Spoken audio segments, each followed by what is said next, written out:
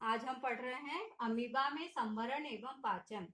Amoeba एक कोशिकीय जीव है और यह जलाशयों में पाया जाता है। अमीबा में एक कोशिकीय भित्ति होती है, कोशिका झिल्ली होती है, जिससे यह पूरी संरचना घिरी हुई होती है।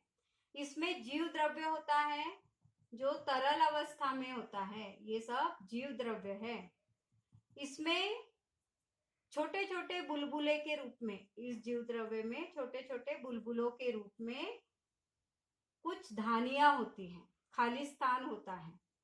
फिर एक केंद्रक होता है जो कोशिका को नियंत्रित करता है। एक गोल सुस्पष्ट केंद्रक होता है जो ये कोशिका को नियंत्रित करता है। अमीबा में जब ये खाद्य पदार्थों का आभास इसको हो जाता है और ये खाद्य कणिकाओं के पास जाने के लिए अपने आप ही कुछ संरचनाएं बना लेती है, उंगली जैसी, और इसे हम पादप कहते हैं। अपने आप ही यह अपने शरीर से उंगलियों के समान संरचना बना लेते हैं, जिसे हम पादप कहते हैं। ये छोटे सूक्ष्म जीवों का भोजन करते हैं, अत्यंत सूक्ष्म जीवों का भोजन करते हैं। जब ये भोजन करते हैं तो ये पादप इसको घेर लेते हैं, घेर कर शरीर के अंदर ला लेते हैं और अंदर ये खाद्य धानियों में एकत्रित हो जाता है। ये भोजन अंदर जाकर खाद्य धानियों में एकत्रित हो जाता है। खाद्य धानी में जाने के बाद इसका अवशोषण होता है और अवशोषित पदार्थ अमीबा के वृद्धि बढ़ने के लिए और इसको स्वस्थ रखने के लिए, रख रखाव के लिए और गुणन के लिए, गुणन मतलब इसका अनेक भागों में टूटना, इसके जैसे और जंतुओं का बनना, ये गुणन एक विधि है, प्रजनन की एक विधि है।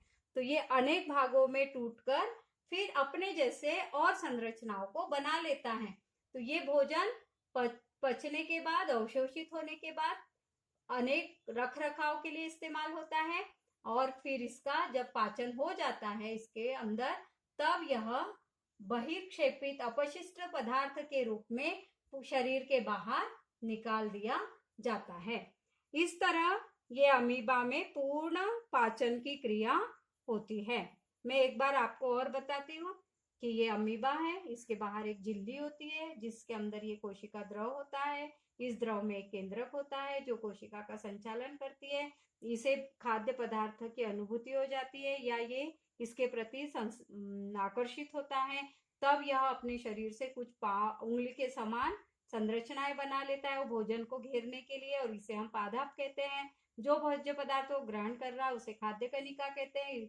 फिर यह भोजन अंदर लेने के बाद यह खाद्य धानियों में एकत्रित हो जाता है और इसका अवशोषण शुरू हो जाता है। इस भोज्य पदार्थ को वो पाचक द्रव स्रावित करके इसको अवशोषित कर लेते हैं। तरल पदार्थ होता है और पचा हुआ अवशोषित भोजन यह अपनी वृद्धि और रख रखाव के लिए इस्तेमाल करते हैं और इसके बाद बचा हुआ भोजन बाहर निकाला जाता है, जिसे बहिर्क्षेपित या अपशिष्ट पदार्थ के रूप में शरीर के बाहर छोड़ दिया जाता है। इस तरह अमीबा में पूरा भोजन का संवरण और पाचन होता है। इस तरह आपने अमीबा का पूरा पाचन पढ़ा। इस चित्र को आपको बनाना है और इसकी भोजन की विधि आपको कॉपी में लिखनी है।